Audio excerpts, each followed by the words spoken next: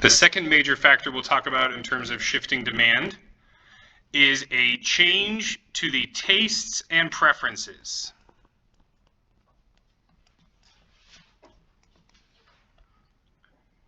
So tastes and preferences. This is heavily influenced by marketing and celebrity endorsements, and it's also just influenced by who you're around, right?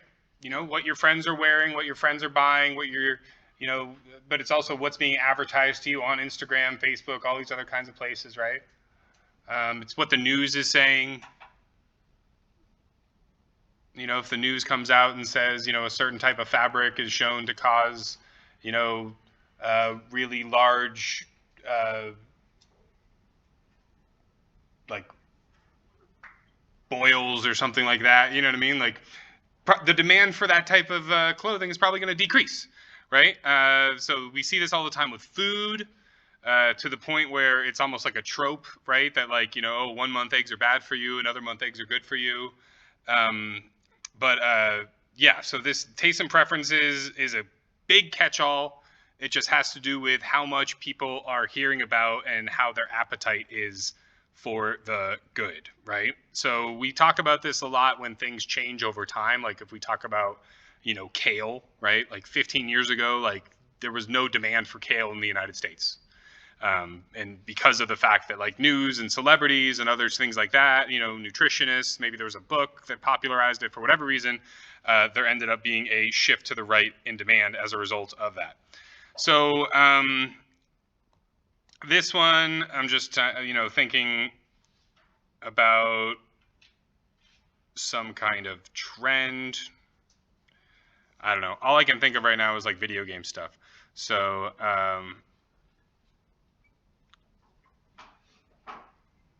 we'll say Pal World. Nobody else gave me anything, so I'm gonna go with what I got. So Pal World is like a Pokemon game with guns, and it wasn't very popular. But then I think partly because of it had a nice virtuous kind of spiral in terms of, you know, it was this kind of indie game that was created out of nowhere, but there was like kind of a question of whether or not like it was going to get a copyright slap from Nintendo because they're so litigious. And so as a result of all the news about it, they had a bunch of free press essentially, right? So they didn't really have to pay to get the message of what their game was, because all these places were talking about what it was for them, giving them that free press.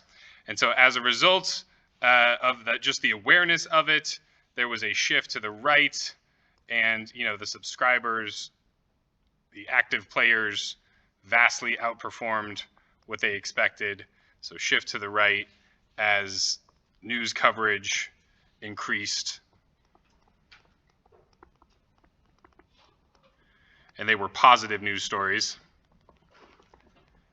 right? They weren't news stories that were like, you know, play Pal World and you'll get, you know, seizures or 7 days to live or something weird, right? You know, it was just like they were just talking about what the game was.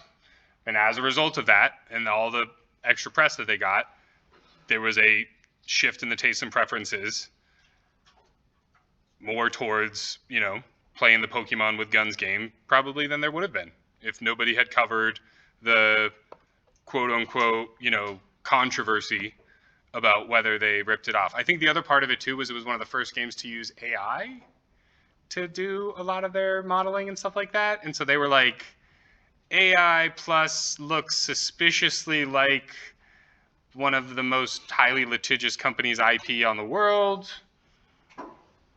Probably going to result in, you know, some sort of litigation. But they were wrong.